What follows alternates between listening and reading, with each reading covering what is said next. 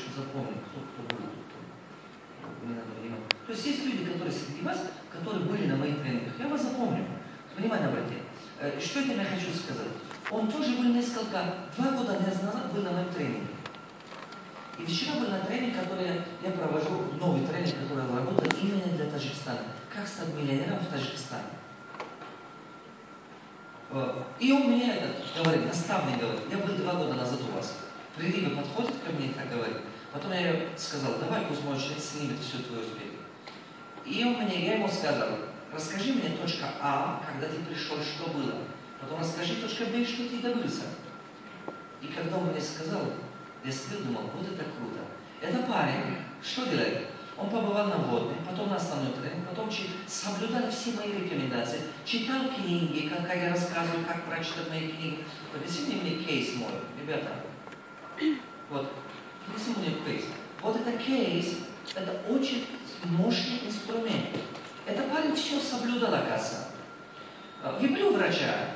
Если говорю врача, врач лечение назначает, потом назначает какой-то курс массаж, или назначает какой-то там лекарство, рецепт, так? И это есть рецепт, понимаете? Вот это есть рецепт, который надо соблюдать.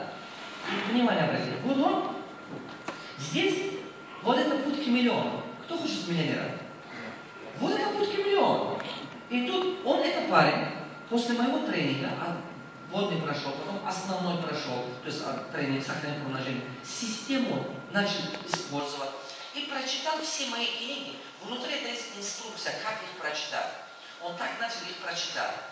И здесь есть диск, я всегда рекомендую, когда вы книги покупаете, вот этот кейс, этот диск идет как подарок. Сам тренинг, который в этом диске есть, $200 стоит. Он идет как в виде подарок.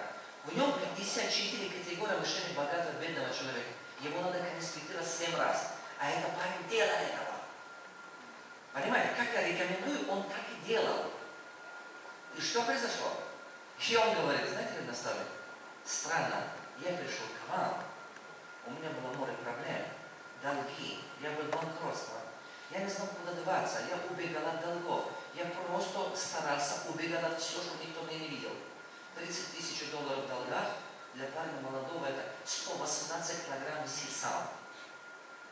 Он говорит, здоровье давит на меня. Я молодой уже начинаю чувствовать, что скоро то давление будет, то чего-то.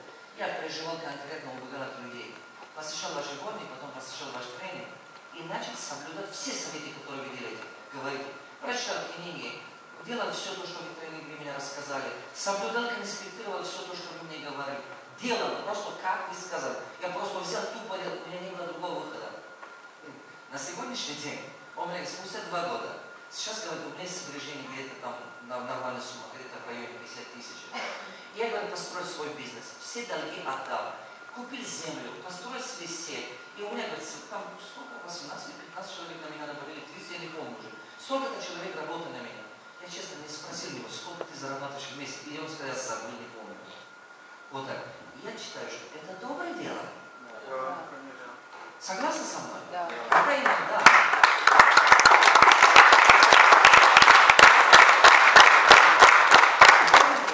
Некоторые люди, которые не понимают, чем я занимаюсь, могут на это смотреть и думать, да, конечно, там болтали, лапшу вещи и так далее.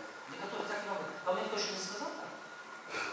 Он сказал, куда ты идешь, еще деньги, ты еще совсем не знаешь, что то, что он говорит, сам тебе не нужен. Он мне говорит, ты молодец, я знаю, что ты самый умный, вы приходите, ты самый умный, я это знаю.